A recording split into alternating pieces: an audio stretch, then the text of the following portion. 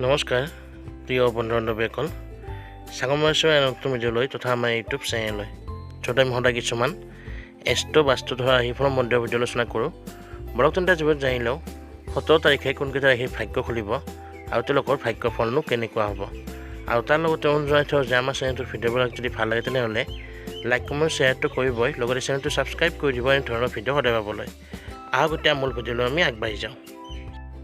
বন্ধু-বান্ধৱীসকল কেইটামান ৰাশিৰ বিশেষ ধৰণৰ ভাগ্য খোল খাবলৈ গৈ আছে।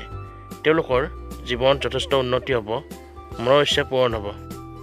চাবলৈ গ'লে তেওঁলোকে দশ দিশে উন্নতি লাভ কৰিব, যি কামত হাত দিব তাতে সফল হ'ব পাৰিব।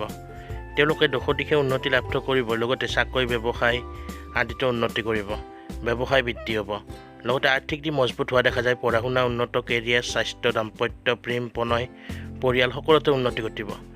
এই বিশেষভাৱে ভাগ্য জ্বলি উঠা ৰাশিকেইটা হৈছে ধনু, কৰ্কট, মেষ আৰু বৃষ ৰাশি। বন্ধু-বান্ধৱীসকল এইকেইটা হৈছে প্ৰধান ভাগ্যৰে ৰাশি, যিকেইটাৰ ভাগ্য খুলিব 17 তাৰিখে।